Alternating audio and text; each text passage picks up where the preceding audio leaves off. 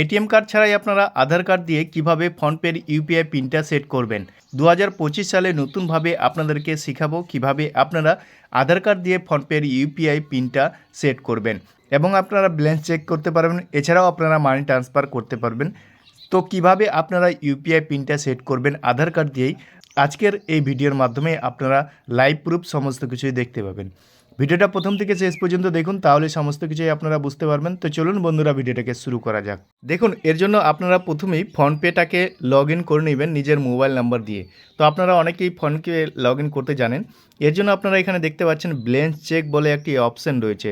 এই ব্যালেন্স চেকের উপর ক্লিক করবেন। ক্লিক করা মাত্রই কিন্তু আপনারা এইভাবে দেখতে পাবেন।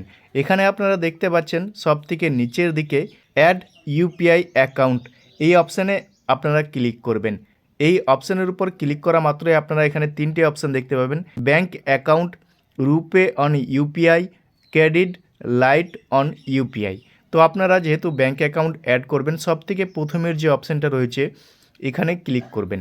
ক্লিক করা মাত্রই কিন্তু আপনারা এইভাবে দেখতে পাবেন। তো আপনারা যে ব্যাংকের অ্যাকাউন্ট এখানে অ্যাড করবেন সেই ব্যাংকের অ্যাকাউন্টটাকে আপনাকে এখান থেকে সিলেক্ট করে নিতে হবে।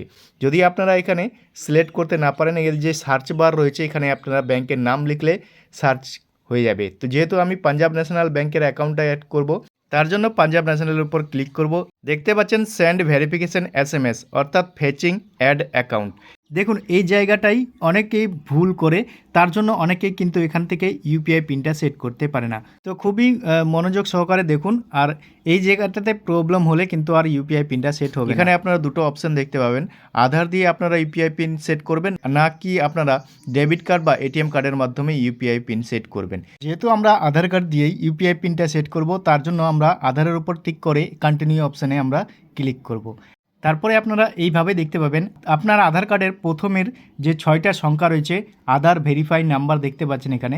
আপনারা আধারের প্রথম থেকে 6টা নাম্বার বসিয়ে কন্টিনিউ অপশানে ক্লিক করবেন। এবার আপনার মোবাইলে একটি ওটিপি আসবে আধারের, দেখতে পাচ্ছেন এখানে আধারের ওটিপি বসাতে বলেছে। তো আপনারা আধারের ওটিপি বসাবেন, অন্য কোনো ওটিপি বসাবেন না। ভালোভাবে আপনারা কিন্তু এখানে ওটিপিটা বসাবেন। এরপরে আপনারা এখানে কন্টিনিউ অপশানে ক্লিক করবেন। ক্লিক করলে আপনাদের মোবাইলে এবার ব্যাংক থেকে একটি ওটিপি আসবে। ব্যাংকের ওটিপিটাও আপনারা এখানে বসাবেন। বসিয়ে দিয়ে তারপরে এই যে রাইট চিহ্ন আছে সেখানে ক্লিক করবেন। এরপরে আপনাদেরকে এখানে 6 ডিজিট ইউপিআই পিন সেট করতে বলবে। এবার আপনারা নিজের ইচ্ছে অনুযায়ী আপনারা এখানে ইউপিআই পিন সেট করতে পারবেন, মানে 6টে নাম্বার দিবেন। এরপরে নেক্সট এই যে রাইট চিহ্ন রয়েছে এখানে ক্লিক করবেন। এরপরে আবারও আপনারা যে 6টা নাম্বার বসালেন সেই নাম্বারটা আবারও বসাবেন। বসিয়ে দেওয়ার পর তারপরে আপনারা এই যে রাইট চিহ্ন অপশানটা রয়েছে এখানে আপনারা ক্লিক করবেন। ক্লিক করলেই আপনাদের ব্যাংক অ্যাকাউন্টটা কিন্তু অ্যাড হয়ে যাবে এবং ইউপিআই পিনটা সাকসেসফুলভাবে জেনারেট হয়ে যাবে।